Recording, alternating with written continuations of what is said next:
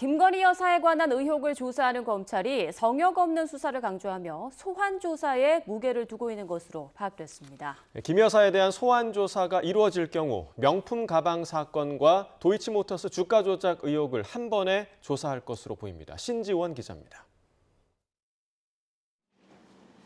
김건희 여사 관련 의혹에 성역 없는 수사를 강조한 이원석 검찰총장.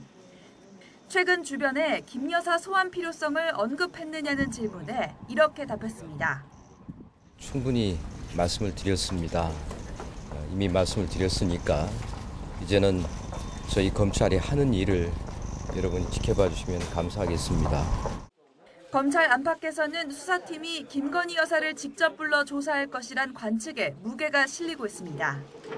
윤석열 대통령 부부를 고발한 인터넷 매체 서울의 소리와 김건희 여사의 명품 가방을 건네며 촬영한 최재형 목사 등 관계자들에 대한 조사를 마쳤고 최 목사와 김 여사가 주고받은 메신저 기록과 대통령실 통화 녹취 등 청탁 정황에 관한 자료도 확보한 만큼 정확한 사실관계 규명을 위해 김 여사에 대한 직접 조사가 필요하다는 겁니다. 검찰이 김 여사를 소환할 경우 명품 가방 사건과 도이치모터스 주가 조작 사건에 관한 조사를 한 번에 진행할 가능성도 제기됩니다. 도이치모터스 주가 조작 사건은 이미 사건 관계자들이 재판에 넘겨져 1심에서 유죄를 선고받았는데 법원이 공소시효가 살아있다고 판단한 2차 작전에 대한 조사가 남은 상황입니다. 전주로 의심받고 있는 김 여사 측은 과거 수사팀에 공소시효가 지난 부분에 대해서만 서면 진술서를 제출한 것으로 알려졌습니다.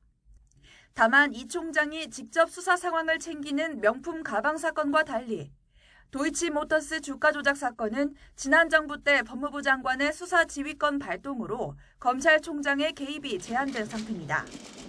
대통령실 관계자는 수사 중인 사안에 대해 언급하는 게 부적절하다며 말을 아끼고 있는데 조사 시기와 방식을 조율하는 과정에서 대통령실과 검찰의 갈등이 불거질 가능성도 제기됩니다. YTN 신지원입니다.